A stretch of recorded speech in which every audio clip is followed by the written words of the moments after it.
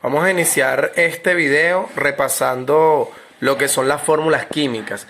Particularmente para tercer año vamos a considerar la fórmula empírica, la fórmula molecular y la composición centesimal. Las tres están muy relacionadas, sin embargo en los ejercicios se les pudiera presentar la composición centesimal y ustedes a partir de ella tener que calcular la molecular o la empírica. Bien, Fe significa fórmula empírica, Fm significa fórmula molecular y el símbolo del porcentaje lo vamos a utilizar para designar a la composición centesimal. Bien, en este ejercicio me dicen demostrar la fórmula empírica, la fórmula molecular para el ácido sulfúrico. La fórmula molecular está implicada en la fórmula empírica y normalmente necesito también de hallar la composición centesimal. Por eso, lo primero que yo debo hacer es verificar en mi tabla periódica de los elementos químicos. Todos los estudiantes de tercer año deben tener su tabla periódica de los elementos químicos para poder visualizar cada una de las masas atómicas o masas individuales de cada elemento. En el caso del hidrógeno, el hidrógeno presenta una masa atómica aproximadamente de 1 gramo. Como la fórmula me dice 2, lo voy a multiplicar por 2. Esto es el procedimiento para realizar el peso molecular.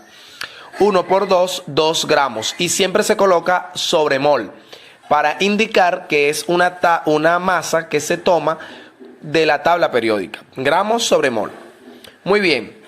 El azufre, cuyo símbolo es S, lo ubico en la tabla periódica con la masa atómica de 32 gramos aproximadamente. Y la voy a multiplicar por 1 porque aquí como subíndice el azufre tiene 1.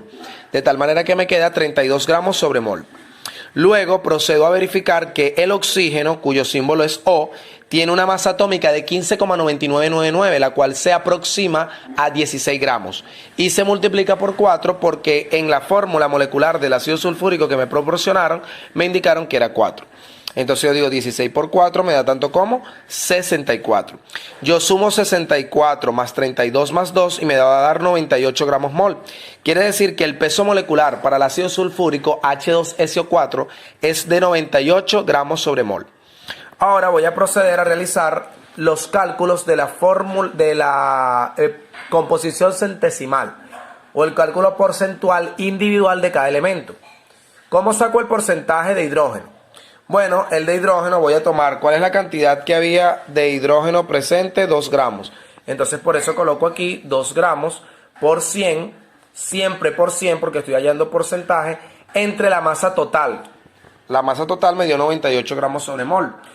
De tal manera que efectuando la operación 2 por 100 entre 98, el resultado es 2,04%. Es decir, que de hidrógeno en esa molécula hay 2,04%. Luego realizo para el azufre. El porcentaje para azufre sería 32 gramos, porque eso fue lo que me dio para azufre, multiplicado por 100 igualmente entre 98. Este 100 entre 98 siempre se va a repetir en todos y cada uno porque es lo que representa la totalidad de esa molécula. Bien, 32 por 100 me queda entre 98, 32,6%. Luego multiplico 64, que es la cantidad de oxígenos, porque eran 4, 16 gramos por 4, me da 64, 64 por 100 me da 65,3%. Luego que ya tengo los porcentajes, yo debo confirmar. Continuamos con la fórmula empírica.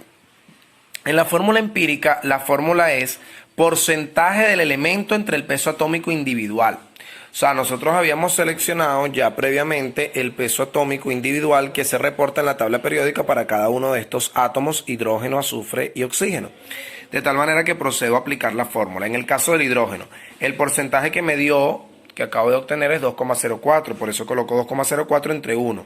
1 en este caso es de 1 gramo, que proviene de la masa atómica de hidrógeno, lo cual me da el mismo valor de 2,04. Allí voy a utilizar la dimensional, sin unidades. Aquí sí se aprueba el que no tenga unidades.